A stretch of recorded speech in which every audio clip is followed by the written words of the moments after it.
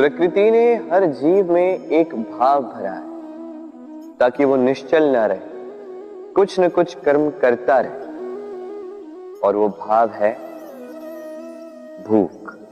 संसार में हर जीव, हर पशु पक्षी प्राणी परिश्रम करता रहता है अपनी इस भूख को मिटाने के लिए। परंतु क्या अन्य जीवों की भांति मनुष्य की भूख भी पेट तक ही सीमित रहती? तन की भूख मिटाते मिटाते कब ये भूख मन और माया की तृष्णा में बदल जाती है पता ही नहीं चलता। और अधिकतर ये तृष्णा धन संग्रहित करने तक ही रह जाती। अपना जीवन जीना छोड़कर किसके लिए ये धन संग्रहित कर रहे हैं? आने वाली पीढ़ी के लिए। बड़ी विचित्र बात। अपना जीवन जीना छोड़कर धन संग्रहित करते करते अपने जीवन का सुख भी मिटा रहे हैं और आने वाली पीढ़ी को कर्म करने से भी बाधित कर। पूत कपूत तो क्यों धन संचय, पूत सपूत तो क्यों धन संचय। अपनी संतान को संस्कार दीजिए, धन नहीं।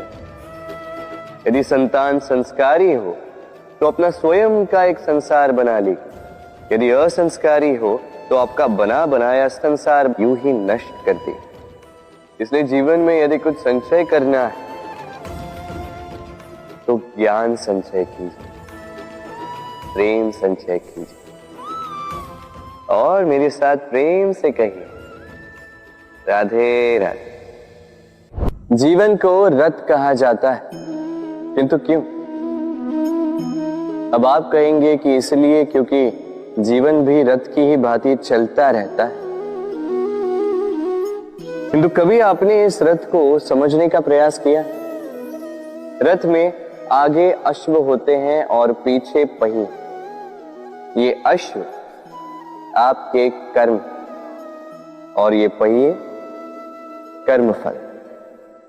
ये अश्व जहां जाते हैं ये पहिए उसी के पीछे पीछे आते हैं।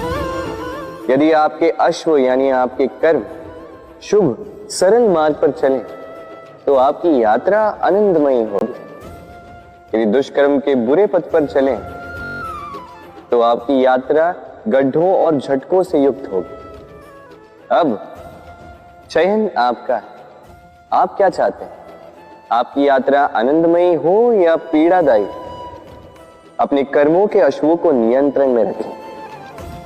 फल का पहिया सदैव आपको मधुर रास ही देगा।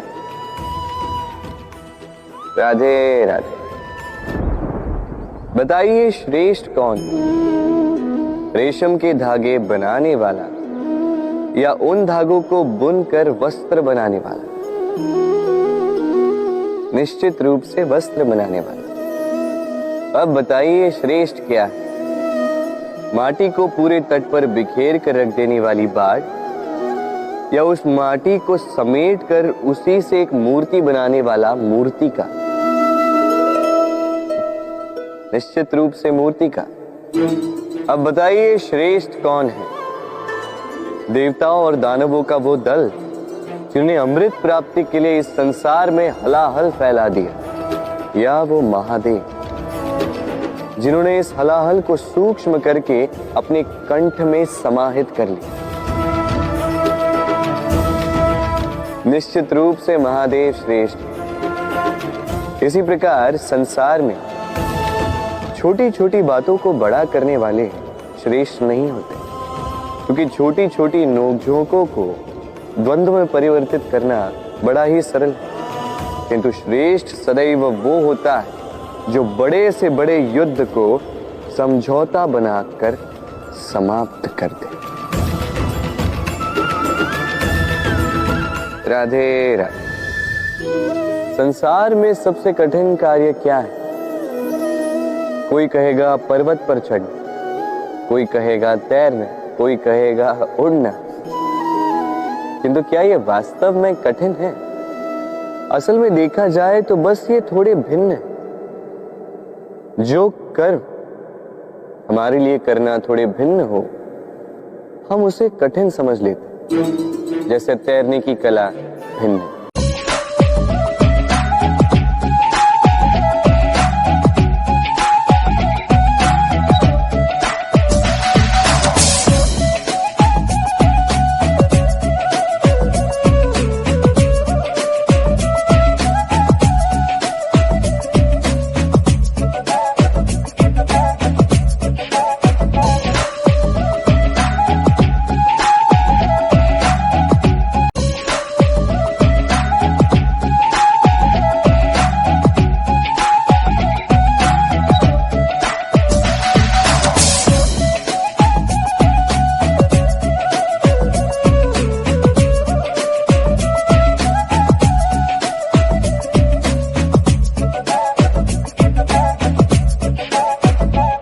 परिश्रम से इसे बनाती हैं, अपने शरीर के रस से इसे बुनती हैं।